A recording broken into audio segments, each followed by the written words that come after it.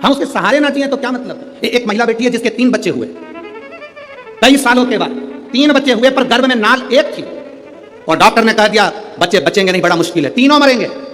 और धीरे धीरे कर बच्चे जन्म लिए, तो एक एक बच्चा मरते गया, आखिरी बच्चा बचा। तो माँ को होश था, उसने सिस्टर से कहा, नर्स से, मैं तुम्हारे हाथ जोड़ती हूँ, मेरे 2 बच्चे मरे हुए हो गए, एक बच्चा जिंदा हो जाए, मुझे एक बार अगर हॉस्पिटल में शंकर का कोई मंदिर हो तो वहां का पानी ला के पिला दो। डॉक्टर कह रहा है तेरा तीसरा बच्चा नहीं बचेगा, मरा हुआ है। वो कहती है मेरा बच्चा जिंदा, मेरा बाबा रहेगा, मुझे तुम्हारे हॉस्पिटल में चल हो तो लाकर पिला दो। नर्स गई, थोड़ा सा हॉस्पिटल में जो शंकर का फोटो था उसी पर पानी डालकर लाकर उसके मुख में दिया, और तीसरा बच्चा जिंदा पैदा हुआ। ये उसने दिया। कहीं बेटी अपने बच्चे को लेके तो उठ के खड़ी हो जाए, वो हम पत्र ढूंढेंगे, समय लगेगा।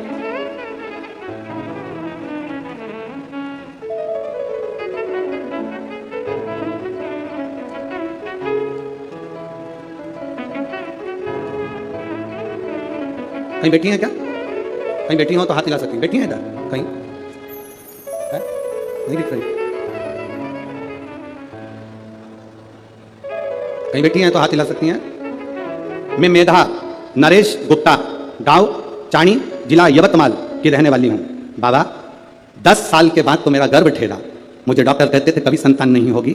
मैंने बाबा से प्रार्थना कर एक लोटा जल चढ़ाकर सफेद आंकड़े की जड़ का प्रयोग करा, तो 10 साल के बाद मेरा गर्भ ठेरा गुरुदेव। और 10 साल के बाद गर्भ ठेरा तो मालूम पड़ा कि मेरे गर्भ में 3 बच्चे हैं। गुरुदेव बाबा की कृपा का मैं क्या गुणगान करूं। जापे का समय आया, डिलीवरी का समय आया, तो डॉक्टर ने कह दिया 3 बच्चे की एक नाल है, 3 बच्चे मरेंगे, ये निश्चित है, बता देना आपको हमारा काम है। एक एक बच्चे ने जन्म लिया, बच्चे मरे हुए होते गए। गुरुदेव आखिरी का बच्चा बचा। मैंने नर्स से कहा मुझे शंकर जी का चढ़ा हुआ जल दे दो जीजी, थोड़ा सा पानी पिला दो, मेरा एक बच्चा बच जाएगा। 10 साल के बाद मुझे बच्चा हुआ है, मैं आपके हाथ जोड़ती हूँ। नर्स ने शंकर के फोटो पर जल चढ़ाकर मुझे दिया, और बाबा की कृपा से मेरा जो तीसरा बच्चा था वो मेरा बेटा था, और शिव की कृपा से वो बच गया। उस बच्चे का मैं फोटो भी लगा रही हूँ। ये शिव है, ओ घड़ी शंभु। कहीं बैठी हो अपने बच्चे को लेकर तो आ सकती हैं। अगर कहीं बैठी हो एलईडी पर आप लोग उस बच्चे का फोटो भी देख सकते हैं। एक बच्चा बचा, कहीं बैठी हो तो आ सकते।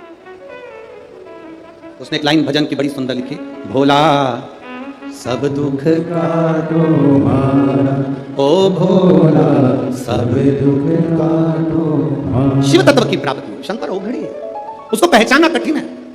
जिस दिन तुम पहचान गए, जिस दिन तुम्हारी चित्तवृत्ति में आ गया कि शिव है जो हमारे ऊपर अपनी छत्र छाया करा हुआ है, शिव है जो हमारे ऊपर दया की दृष्टि करा हुआ है,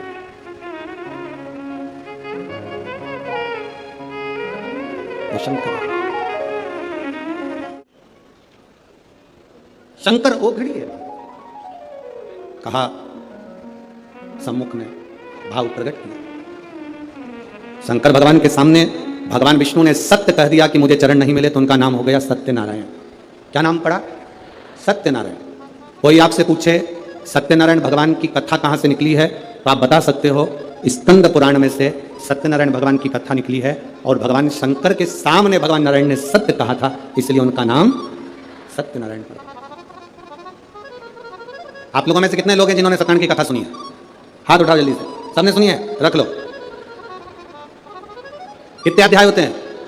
5। पहले अध्याय में वर्णन आता है, एक ब्राह्मण ने सत्यनारायण भगवान की कथा सुनी, फिर करी। बोलो सही है कि गलत? दूसरे अध्याय में वर्णन आता है, लक्कड़हारे ने कथा सुनी, करी। तीसरे में भी आता है, साहूकार की पत्नी ने कथा का स्मरण सुना, किया। पूरे अध्याय में वर्णन आता है कि सत्यनारायण की कथा सुनी, कथा सुनी, कथा सुनी, पर 5 अध्याय में कहीं नहीं आता कि कथा थी कौन सी जो 5 स्कंद में सुनी थी। बोलो सही है? अरे बोलो तो जम के। उसमें लिखा है कि ये वाली कथा सुनी थी, उसमें लिखा सत्यनारायण जी की कथा सुनी, फिर उन्होंने करी, पर थी कौन सी कथा? तो ये कथा थी जो ब्रह्मा और भगवान विष्णु के सामने घर्षण कर कर शिवलिंग की उत्पत्ति हुई, और भगवान लक्ष्मी नारायण ने सामने खड़े होकर कह दिया शिव के चरण नहीं मिले, सत्य बोल दिए, इसलिए सत्यनारायण कथा प्रकट हो। ब्रह्मा जी से पूछा आपको भगवान का सिर मिला? हाँ। ना मानो तो केतकी के फूल से पूछो, केतकी के फूल ने झूठ बोल दिया, श्राप दे दिया भोलेनाथ ने, तू मेरे पर कभी नहीं चढ़ेगा। गाय से पूछा, गाय ने झूठ बोल दिया, तेरा मुख पवित्र होगा, तू झूठ बोली इसलिए झूठन खाई। ब्रह्मा ने झूठ बोला तो उनका सिर कट गया, कर्मनाशा नदी प्रकट हो गई, शीश कटा हुआ बड़ का पेड़ बन गया। कौन बड़ के पेड़ की पूजन करे? क्योंकि ब्रह्मा ने झूठ बोला था। तब भगवान नारायण ने कहा कि इस बड़ के पेड़ की कोई पूजन नहीं करेगा, लोग इससे नफरत करेंगे, आप कृपा कर दो। तब भगवान शंकर बड़ के पेड़ के नीचे एक लिंग की आकृति में विराजमान हो गए। शिव जी का नाम बटकेश्वर महादेव पड़ गया। बटकेश्वर, शिव का नाम बटकेश्वर महादेव पड़ गया। बटकेश्वर। ब्रह्मा जी ने क्षमा याचना कर दी, क्षमा कर, तब सृष्टि के निर्माण की ओर। तब उसको समझना, आपकी और हमारी पूरी जिंदगी निकल जाएगी तो नहीं समझ पाएंगे कि शंकर है क्या, शिव है क्या। थोड़ा सा ज्ञान प्राप्त कर लिया और विचार कर लिया कि हम तो शंकर जी को बहुत जानते हैं, हम शिव जी को बहुत जानते हैं। ना ना भाई, शिव को पहचानना बहुत कठिन, बहुत कठिन। उसको पहचाने कौन? शिव महापुराण की कथा कहती है, राजा प्रसेनजीत ने अपनी दोनों लड़कियों का विवाह कर दिया था। नेनुका का विवाह शास्त्रार्जुन के साथ कर दिया था, रेणुका का विवाह जमदग्नि के साथ कर दिया। एक ऋषि के साथ, एक राजा के साथ विवाह हुई। मां रेणुका कच्चे घड़े में जल भर कर लाती थी, शिव जी को चढ़ाती थी, पति को लाकर देती थी।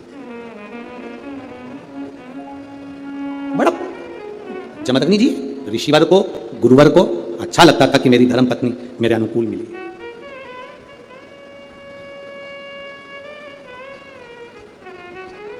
घर को अच्छा बनाने के लिए दो की जरूरत है, घर अच्छा बन जाता है। घर को अच्छा बनाने के लिए केवल दो की जरूरत पड़ती है, एक मिस्त्री, दूसरी स्त्री। दो अच्छी है। अगर घर अच्छा बनाना है तो दो की जरूरत है, एक मिस्त्री, दूसरी स्त्री। मिस्त्री थोड़ा बहुत गड़बड़ होगा चल जाएगा, पर जगदम्बा गड़बड़ नहीं होना चाहिए।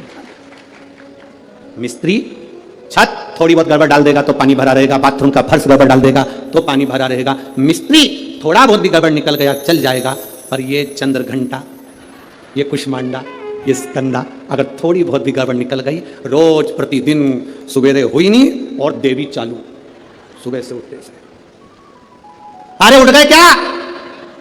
पति बोला अभी तो सोया हूं, रात को लेट हो गया।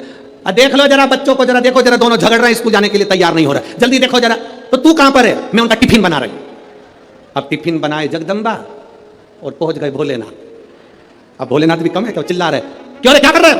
बस पापा देखो ये बाथरूम में से निकल नहीं रहा, देखो पापा ये नहीं निकल रहा। अब पिताजी एक को चिल्लाए, दूसरे को चिल्लाए, पिताजी बेचारे घबरा गए, अंदर जाके वापिस सो गए। अब थोड़ी देर बाद जगदम्बा फिर टिफिन पैक करते करते कमरे में पहुंच गए। देखो तुम्हारे लक्षण बहुत बुरे हैं, अभी तक सो रहे हो। अब बेचारा जैसा था वैसा की वैसा ही उठ के बैठ गया। नवरात्रे चालू हो गए, स्थापना करना है, देवी जी की पूजन करना, उठो जल्दी नहाओ। अब ये आरती गा रही है, तेरे भक्त जनों पर माता भीड़ खड़ी है। पति इसके पास में बैठ के इसका मुंह देख रहा, हे जगदम्बा तुझसे ज्यादा ये बड़ी है भारी, ये तेरी बात।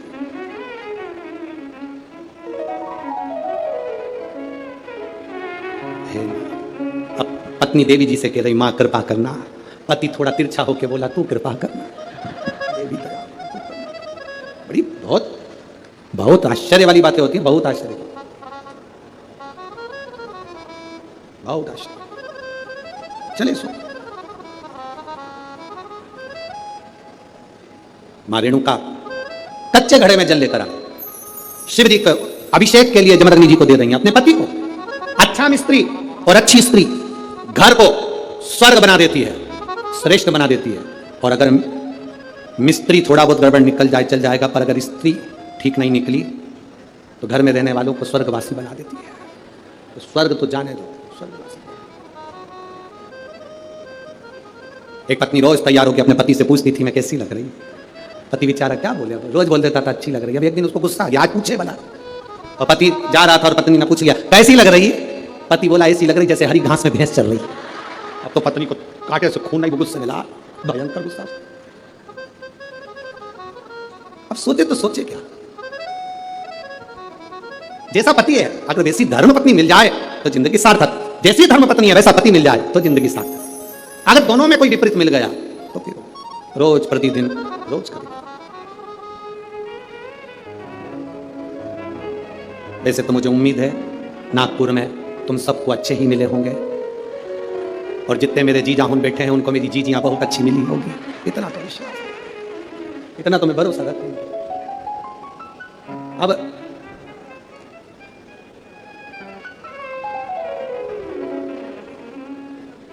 शिव कथा कह रही है।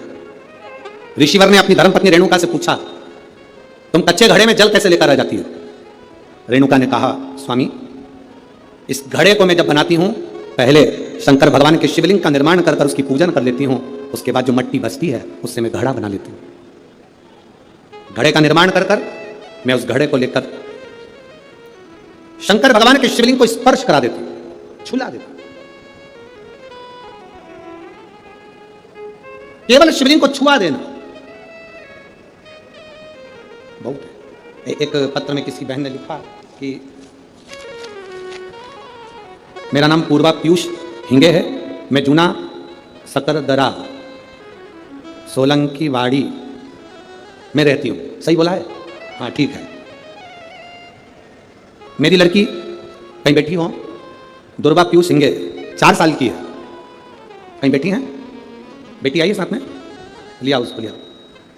मेरी बेटी दुर्वा पीयूष सिंह 4 साल की, पेट में इसको दर्द रहता था, बहुत सारे डॉक्टरों को दिखाया, किसी को समझ में नहीं आया, दवाइयां लेते रहे। 10/7/2022 को रात में बहुत तेज पेट में दर्द हुआ तो इसको डॉक्टर के पास लेकर हॉस्पिटल भी गए। जिन डॉक्टर का इलाज करवाते थे वहीं पर लेकर गए, MRI करी तो मालूम पड़ा कि इसके पेट में 2 गांठ हैं। 2 गठाने पेट में थी, एक 5/8 की, एक 8/5 की। डॉक्टर ने कहा इसका ऑपरेशन करना पड़ेगा। ऑपरेशन के लिए इतनी छोटी सी बेटी के पेट में गांठ और कैसे ऑपरेशन करा? फिर भी डॉक्टर ने कहा इसकी गठाने बड़ी हैं, इसको निकालना ही पड़ेगा। उसको जांच होगी, गांठ निकलवाई, जांच में मालूम पड़ा कि इसको 3rd स्टेज का कैंसर हो गया। अब क्या करें गुरुदेव, इतनी बड़ी बीमारी आ जाने पर टेंशन हो गया परिवार में। डॉक्टर कहते हैं कि इसको जो बीमारी हुई है इसके अनुसार इसको ये गठाने बनती रहेगी, बार बार गठाने बनेगी और बार बार इसको तकलीफ होगी, क्योंकि छोटी है, इसकी उम्र का विकास होगा तो इसको तकलीफ आती रहेगी।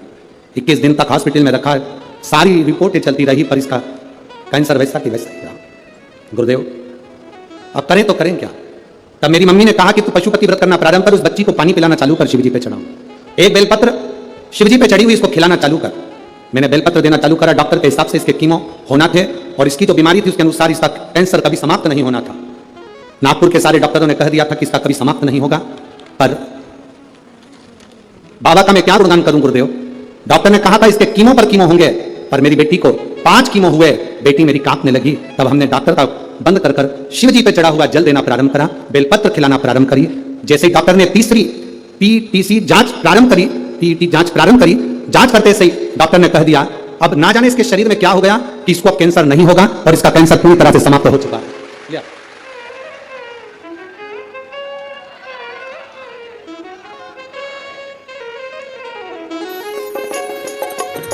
प्रणाम। यही वो बेटी है। हम तो बाबा के भरोसे। इस पत्र में इसने लिखा बहन ने कि डॉक्टर ने कह दिया कि इसका पूरा कैंसर समाप्त हो गया और अब कैंसर इसके शरीर में नहीं होगा। ये शिव तत्व है, ये शंकर, ये घड़ी है।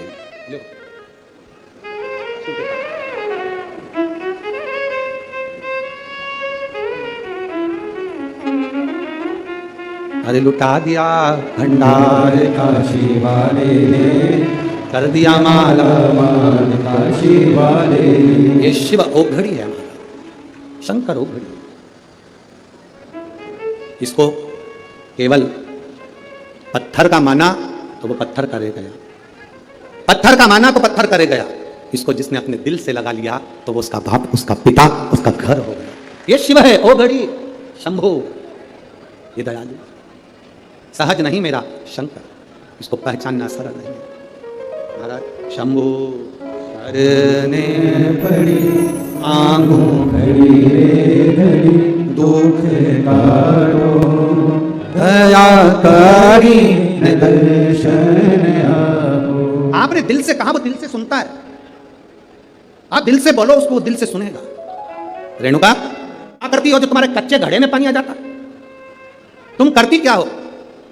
अकाल मृत्यु वो मरे जो काम करे चंडाल का, काल उसका क्या बिगाड़े जो भक्त हो महा काल का। जो शिव की आराधना करने वाला होता है उसका काल भी सम्मुख नहीं आ पाता।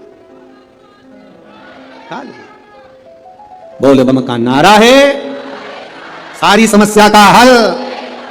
वो किस देश में आएगा, कब आएगा, कैसे आएगा, क्या करेगा, ये उसके ऊपर निर्भर करता है, ये उसके ऊपर। महाराज रेणुका ने कहा मैं मट्टी का घड़ा बनाकर शिव जी को छुआ कर अपने पास ले लिया। शंकर को चुना। देवी जी की स्थापना होती है, तांबे का, पीतल का, स्टील का, मिट्टी का, कौन सा घड़ा रखते हैं? काय का रखते हैं? मिट्टी का। काय का घड़ा रखते हैं? मिट्टी का। कभी कोई तुमसे पूछे कि पूजन में मिट्टी का पात्र, मिट्टी का घड़ा, मिट्टी का हंडा, मिट्टी की मटकी क्यों रखी जाती है? यदि कोई तुमसे पूछे तो तुम्हें उत्तर देना है, यह मिट्टी का हंडा, मिट्टी का मटका, मिट्टी की मटकी कलश में रेणुका माता के नाम से रखी जाती है, जो अखंड सौभाग्यता प्रदान करती है। देवी कोई सी भी हो, तुम्हारी कुल देवी कोई सी भी हो, तुम किसी भी देवी के मंदिर में जाओ, किसी भी देवता के मंदिर में जाओ, कहीं पर भी स्थापना हो, कहीं पर भी विराजित हो, कोई भी हो, पर मिट्टी का जो मटका रखा है, मिट्टी का जो हंडा रखा है, मिट्टी का जो कलश रखा है, मिट्टी का जो भाव रखा गया है, मिट्टी का जो सुंदर कलश रखा गया है, वो जो रखा, वो रेणुका माता के नाम से, वो रेणुका माता के नाम से। महाराज, रेणुका, तुम करती क्या हो कि तुम इस कच्चे घड़े में जल लेकर आ जाती हो? कच्चे घड़े में जल क्या करती हो तुम, तो ये कच्चे घड़े में जला जाता है। रेणुका ने कहा, स्वामी, इसमें मेरा कुछ भी नहीं, इसमें मेरा कुछ नहीं, इसमें जो कुछ भी है सब देवाधिदेव महादेव का है, इसमें मेरा कुछ भी नहीं, जो भी है वो महादेव। बस यही समर्पण है, इसी को समर्पण करते हैं कि तुम्हारे दिल से तुम देवाधिदेव महादेव को हर बात, सब कुछ शिव को समर्पित कर कर चलो। अरे तेरा ही दिया मैंने खाया तेरा शुक्रिया है, तेरा शुक्रिया है, मुझे भोले बाबा ने बहुत दे दिया है, तेरा शुक्रिया है, तेरा शुक्रिया है।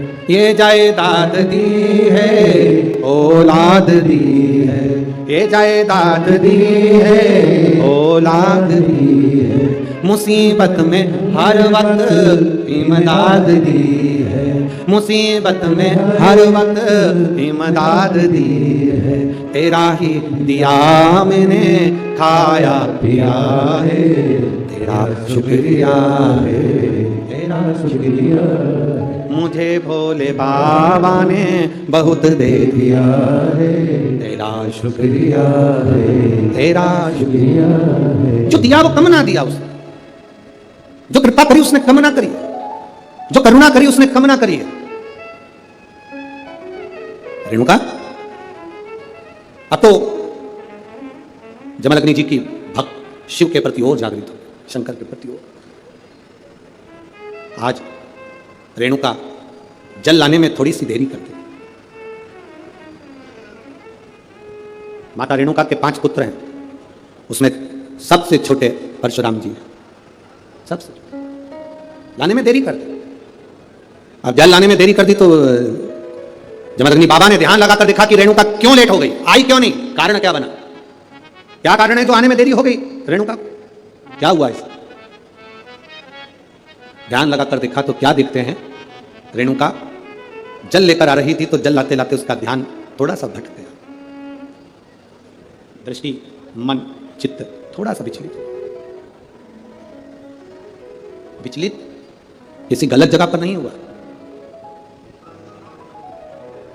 कोई नौका विहार करते हुए आ रहा था और रेणुका के ध्यान में आ गया कि ऐसा लग रहा है कि मेरा महादेव मेरे सम्मुख में आ रहा है। ध्यान तो विचलित हुआ, दृष्टि तो विचलित हुई, ध्यान तो गया। अब ध्यान विचलित हो गया, दृष्टि विचलित हो गई, क्रोध आ गया बाबा को। आपने चारों पुत्रों को बुलाया, परशुराम जी आए नहीं थे उस समय पर, कहीं गए हुए। चारों पुत्रों को बुलाकर कहा तुम्हारी माता का सिर काट दो, तुम्हारी माता का सिर काट दो। चारों की चारों मना कर दिए। पिताजी क्या बोल रहे हो आप, माता का सिर पर हम काटे, ये कहां की रीत, हम माता का सिर नहीं काट सकते, हम हमारी माता का सिर नहीं काट सकते पिताजी। पिता को क्रोध आ गया, श्राप वश कर दिया, चारों के चारों मूर्छा पाए, नीचे गिर जाए भूमि पर, पछाड़ खाकर जमीन पर गिर गए। तुम्हारा शरीर किसी काम का नहीं अगर तुमने पिता का कहना नहीं माना तो। वो शरीर किस काम का, पटक दिया। चारों पुत्र मूर्छा खाकर गिर गए। थोड़ी देर में परशुराम भगवान आ गए। परशुराम जी आए, आते से उन्होंने देखा कि मेरे चारों भाई पड़े हैं। पूछ लिया पिताजी से, पिताजी ये चारों को क्या हो गया? तुम्हारे पिता तुरंत कहा तुम्हारे भाइयों ने मेरा कहना नहीं माना, इसलिए उनको मैंने श्रापवश यहाँ पटक दिया है। उनका शरीर बेकार हो गया, उनका शरीर काम का नहीं, मूर्छा में चले गए, उनको शुद्धता नहीं रही, शुद्धता पटक दिया। परशुराम जी ने अपने पिताजी से कहा, बेटे पिता की आज्ञा ना माने तो बेटे किस काम के, पर आज्ञा क्या करी आपने, आप क्या चाहते हो वो बोलो ना। पिताजी ने कहा, ले परशुराम ये फरसा ले और तेरी माँ का गला काट दे, शीश काट दे, उतार शीश। परशुराम जी ने पूछा कि मैं शीश काटूं? हाँ। हाथ में फरसा लिया परशुराम जी, और एक बार भी अपने पिताजी से यह नहीं पूछा कि तुम क्यों कह रहे हो इस मां को मारने के लिए, एक बार भी नहीं पूछा। पिता की आज्ञा है स्वीकार करूंगा, पिता की आज्ञा है स्वीकार करूंगा। जरा विचार करिएगा, अपनी चित्तवृत्ति में लेकर आइएगा इस बात को। एक पिता आज के बेटे से कहता है कि मुझे एक गिलास पानी ला कर दे दो, और बेटा अपनी माता से कह देता है मम्मी पापा को पानी दे दो। जरा विचार करना, ये दुनिया की रीत, ये दुनिया का क्रम।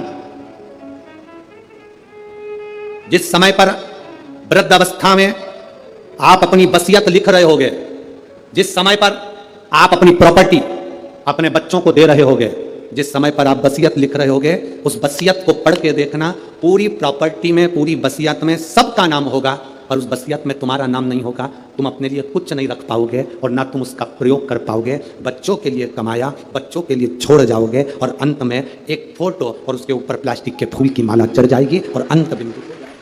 क्या दिया? पूरे जीवन हम हाय हाय करते हुए अपने जीवन को निकाल दिए, पर कभी मुख से भगवान का भजन ना कर पाए, एक लोटा जल शिव जी को चढ़ा ना पाए, एक लोटा जल भगवान शंकर को ना दे पाए, पूरा जीवन व्यर्थ गवा दिया।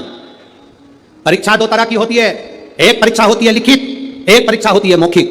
बोलो सही है? अरे जम के तो बोलो। ठीक है, परीक्षा दो तरह की होती है, एक लिखित परीक्षा होती है, एक मौखिक परीक्षा होती है। लिखित परीक्षा में नकल हो सकती है, पर मौखिक परीक्षा में नकल नहीं हो सकती, क्योंकि उसमें जवाब आपको देना पड़ता है। उसी तरह पृथ्वी पर जब तक हो यहां लिखित परीक्षा चलती है, पर परमात्मा के दरवाजे पर जब जाओगे, यम के द्वार पर जब खड़े होगे, तब मौखिक परीक्षा होगी। तूने कथा सुनी, जल चढ़ाया, भूखे को भोजन कराया, प्यासे को पानी पिलाया, कभी किसी दीन के दया भाव रखा, कभी तेरे हृदय में किसी दुखी को देखकर दुख दर्द उत्पन्न हुआ, किसी सुखी को देखकर तेरे चेहरे पर प्रसन्नता आई। ये मौखिक परीक्षा ऊपर होगी। तुम कितना भी नकारा कर लेना, कोई ऑप्शंस नहीं है बोलने के लिए, तुम्हें केवल बोलना पड़ेगा, हाँ या ना में जवाब देना पड़ेगा। तूने भूखे को भोजन कराया, तू कहेगा हाँ, आंसर शीट रहेगी यमराज के पास, कैंसिल। झूठे, तू भोजन कराएगा, तू तो और दूसरे का खा के आ गया, कैंसिल।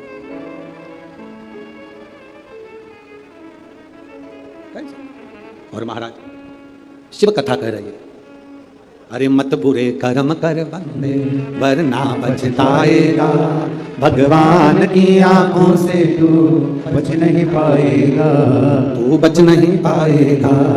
अरे ओ अज्ञानी मत कर नादान, तेरे कर्म का फल भी तू ही पाएगा, जैसा किया तूने तेरे आगे आएगा। मत बुरे कर्म कर बंदे वरना पछताएगा, भगवान की आंखों से तू बच नहीं पाएगा, तू बच नहीं पाएगा। अरे ओ अज्ञानी मत करना, तेरे कर्म का फल तुझे पाना, कोई दूसरा नहीं पाएगा। अपने कर्म का भोग अपने को भोग, कोई दूसरा नहीं भोगेगा। अब काट दे सिर, फरसा लिया, माता का सिर उतार दिया, मर गई। रेणुका का शीश कट गया, शीश कट गया। जमदग्नि जी प्रसन्न हो गए, पुत्र बड़ा प्रसन्न हूं मैं, वर मांग, तुझे क्या चाहिए? 2 वर दे दो, मांग। एक वर तो ये कि मेरे भाइयों को वापिस मूर्छा से उठा दो, तथास्तु। दूसरा वर मांग ले, मेरी मां को वापिस जिंदा कर दो, वापिस मेरी माता को जिंदा कर दो। जमदग्नि जी ने कहा यह कभी नहीं हो सकता, यह विधि का लेख मैं नहीं टाल सकता। जो मर गया उसको जिंदा करना यह मेरे बस की बात नहीं। जमदग्नि जी ने कहा मेरे बस की बात नहीं। वृक्ष से पत्ता टूट गया, उस पत्ते को पेड़ में वापस जोड़ना यह मेरे बस की बात नहीं है, मैं नहीं जोड़ सकता, मैं इसको जिंदा नहीं कर सकता। परशुराम भगवान की आंख में जल भर गए, मेरी मां रेणुका जीवित कैसे होगी, कैसे जिंदा होगी? पिता जमदग्नि जी ने कहा सुनो परशुराम, तुम्हारी मां शंकर की भगत है, शिव की उपासना इसने करी है। विधि लिखना यह देवताओं का काम है, भाग्य लिखना यह देवताओं का काम है, पर भाग्य को बदल देना यह महादेव का काम है। भाग्य को अगर कोई बदल सकता है तो वो केवल एक, वो है देव अधिदेव महादेव, दूसरा कोई नहीं बदल सकता। ललाट को बदलेगा कौन? केवल शिव। एक पत्र आया है,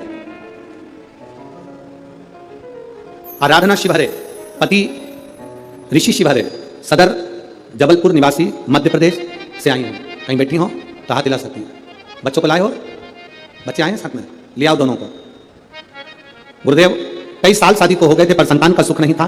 डॉक्टरों के हिसाब से हमने टेस्ट बेबी भी करवाया पर संतान का सुख नहीं आया। गुरुदेव, कई लोग अपशब्द भी कहते थे, बांझ तक शब्दों का संबोधन दे देते थे। तब मेरी मां ने कहा, शंकर के मंदिर जाया कर, बाबा को जल चढ़ाया कर। तुम रुक्का जी का नाम लेकर सफेद आंकड़े की जड़ का प्रयोग करा और बाबा की कृपा से जहां डॉक्टरों का टेस्ट बेबी भी फेल हो गया, सफेद आंकड़े की जड़ के प्रयोग से मेरा गर्भ ठहर गया। गुरुदेव, शिव जी को जल चढ़ाना, आचमन करना, गर्भ तो ठहर गया पर तकलीफ बहुत थी। 15 दिन का गर्भ आया तो भी तकलीफ रही, 1 महीना हो गया तो भी तकलीफ रही, बार बार तकलीफें बढ़ती गई।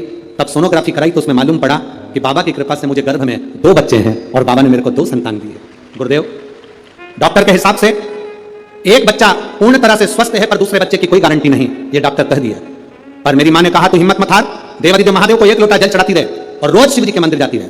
मैं गर्भ से, डॉक्टर ने कहा तुम्हारा एक बच्चा ठीक नहीं है, एक बच्चा ठीक है, पर शिव जी को जल चढ़ाते चढ़ाते रोज आचमन करती। बाबा का मैं क्या गुणगान करूं गुरुदेव। 9 महीने तक मैंने बाबा को जल चढ़ाया।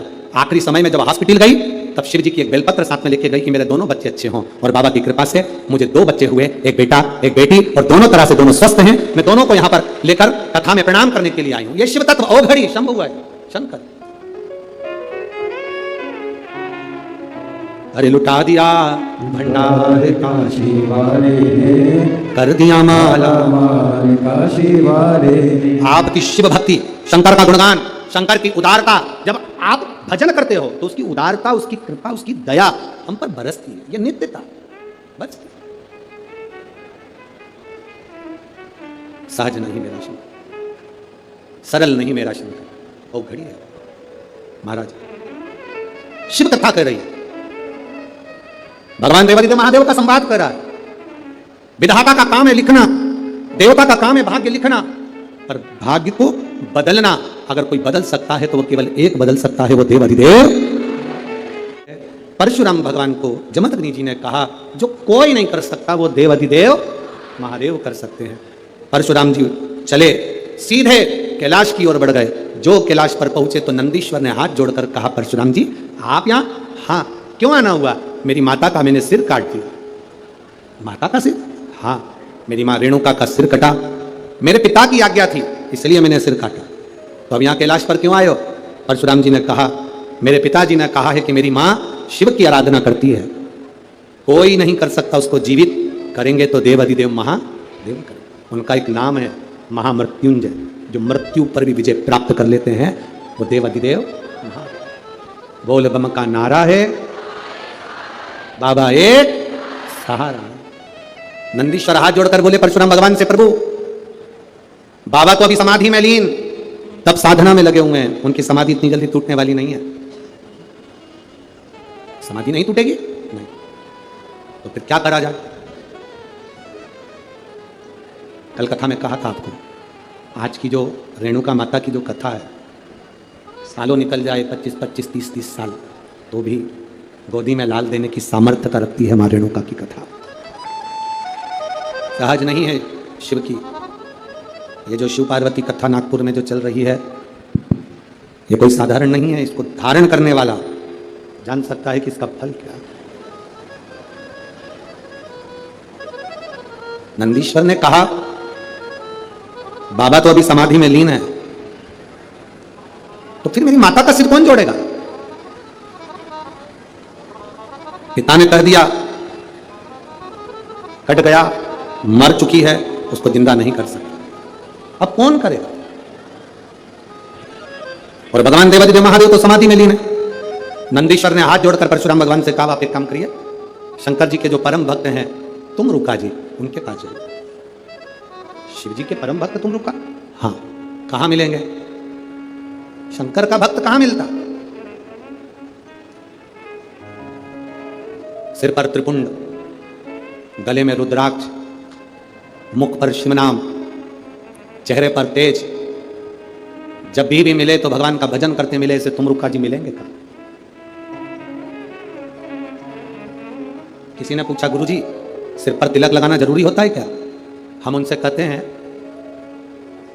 कि महाराष्ट्र से नागपुर वाले रास्ते से तुम सीहोर जाना, गए हो?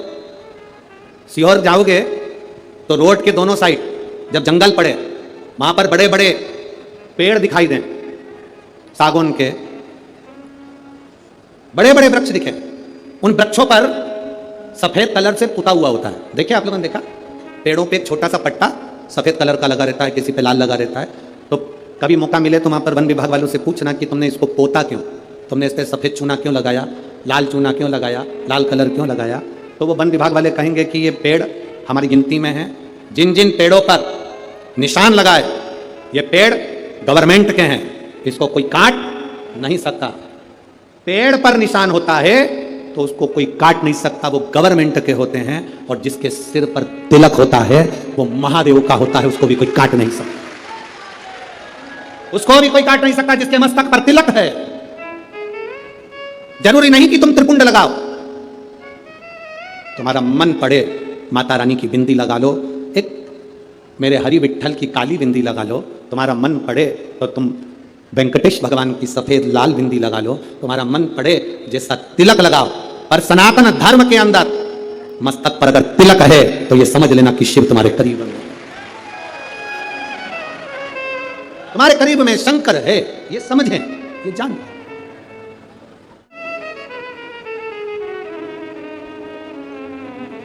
अच्छा, लोग गाड़ी में सफर करते हैं ना तो गूगल से रास्ता देखते हैं। अरे बोलो तो सही है क्या? देखते हो, गूगल तुम्हें रास्ता दिखा सकता है, गूगल तुम्हारी गाड़ी को रास्ता बता सकता है, पर गूगल कितना भी गाड़ी को रास्ता बता दे, पर इंसान को सही इंसान बनने का तरीका कोई दूसरा धर्म नहीं, केवल सनातन धर्म ही बता सकता है। कोई दूसरा धर्म नहीं बता सकता आपको। सनातन धर्म जो बताएगा वो दूसरा धर्म नहीं बता सकता। सनातन धर्म किसी का कत्ल करना नहीं बताता, सनातन धर्म किसी को बर्बाद करना नहीं बताता, सनातन धर्म किसी को गाली देना नहीं सिखाता, सनातन धर्म किसी को नष्ट करना नहीं सिखाता। सनातन धर्म सर्वे भवन्तु सुखिनः का पाठ पढ़ाता है, सब सुखी है। धर्म की अधर्म का, प्राणियों में विश्व का कब होगा? ये तो रोज चिल्लाते हो कि विश्व का कल्याण होगा कब? कब? अरे कल्याण जब होगा जब तुम प्रतिदिन शंकर भगवान के मंदिर एक लोटा जल चढ़ाने जाते रहोगे तो लोगों की आंखों में खटकता रहेगा, ये दुनिया की लोगों की आंखों में खटकता रहेगा। हम इनके हाथ में मोमबत्ती पकड़ा रहे थे, ये वापिस लोटा पकड़ लिए, टेंशन इनको होगा। हम इनको दूसरी जगह ले जा रहे थे, धीरे धीरे सनातन धर्म से बाहर हट रहे थे, ये वापिस सनातनी बन गए, ये वापिस भगवत भजन में लग गए। परशुराम भगवान हाथ जोड़कर कहते हैं, मुझे तुम रुका जी कहां मिलेंगे? तुम रुका जी जिनके मस्तक पर तिलक है, तुम रुका जी जिनके गले में रुद्राक्ष है, वो कहां मिलेंगे? कहा सामने मृत्युलोक में कहीं वो शिवलिंग का निर्माण कर पूजन कर रहे होंगे। तुमरुका जी को जाकर देखा, जो प्रणाम करा तुमरुका जी को। तुमरुका जी ने मुस्कुरा कर पूछ लिया। तुमरुका जी, शंकर का जो भक्त होता है बड़ा मुस्कुरा कर आनंद के साथ रहता है। शिव का भक्त कभी रोकर नहीं रहता, शंकर का भक्त कभी दुखी नहीं रहता। शंकर का भक्त अलमस्त मिलेगा, जब भी मिलेगा तुम्हें पूरे 32 की 32 दांत निकालता ही मिलेगा, पक्का है। शिव ओघड़ी है। अच्छा तुम ईमानदारी से बोलो, जिंदा जी मुस्कुराना पसंद करोगे कि मरने के बाद? हैं? पर बहुत सारे ऐसे लोग हैं जिनके घर में फोटो टंगा है उनके बूढ़े बूढ़े लोगों का, उनके फोटो में वो बढ़िया सिर पे पल्लू लेके मुस्कुराते दिखेंगे।